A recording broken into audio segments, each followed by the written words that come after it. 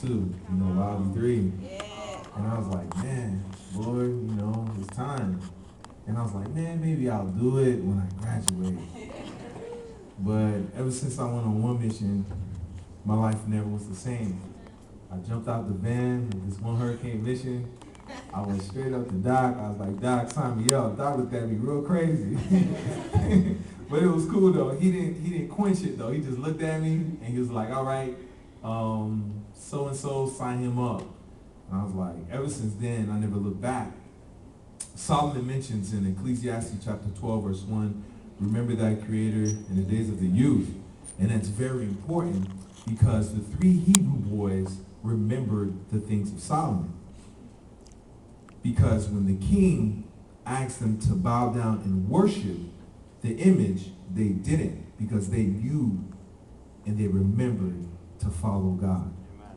And so the call is asking and telling and speaking to your heart to listen to God. And I remember when the call was made, I listened to the Lord.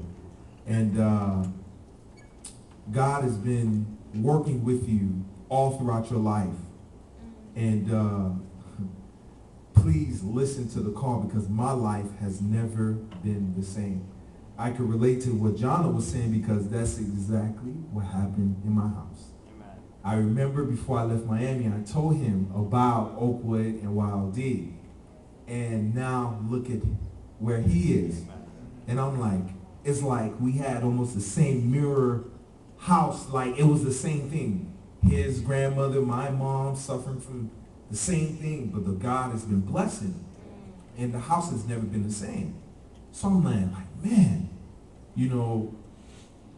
just whatever God is telling you to do, do it. If you come talk to me about YOD, you know what the answer will be. Every person who I've talked to and asked about YOD, see, they're laughing. Because I always tell them, do what God is calling you to do. Just the other day, I was talking to my wife, and we were just talking about our experiences in the ministry. And I'm like, God has never left us nor forsake us. And so when we're going to make a choice, let us make it with all of our hearts and our soul, knowing that God will provide every step of the way. And I never regret it. And I've looked at Roger and all the guys here, all the young ladies here. I am so happy that you made the decision last year. I prayed for each and every one of you that the day before the call was made, I prayed for each and every one of you to be here and to hear the report of what God is doing in your life is amazing. And much more will happen because your kids, your grandkids, if Jesus tarries, will remember the things you did and will build a line of generation of workers for God. Generations of workers to come. So, if you come talk to me personally, you know what I will tell you. So you don't even have to ask. So if God is calling you, please listen to the call. Every time this time comes, you almost go through a lot of memories of what it was when those who went before you, who were sitting in the very same seats. And I really believe that, that it started even before tours got up and made the appeal. There are people who I always hear Jeff say, we're standing on the shoulders of those who have gone before us. And I really believe those young men who came here, it taught me an example, and that is that that God will call people from all sorts of places. You had Sacramento, you had San Jose, you had Bend, everywhere, South Bend. And that's the way that God is going to finish his work because he knows that the people are committed out in various places. But not only that, people have been praying. Doc was telling those young men that someone was praying for you. Someone has been praying for this very moment. Your mother. I remember my mother always praying. It don't matter what business I was in the streets. When I hit 655 Franklin Avenue and I opened up that door, there was a different presence there.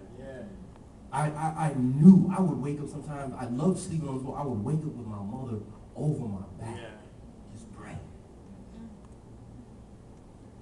And I'm going to share this with you. This sticks with me because my very first devotion that I did for naps, it's really the only devotion I remember ever giving, like for detail.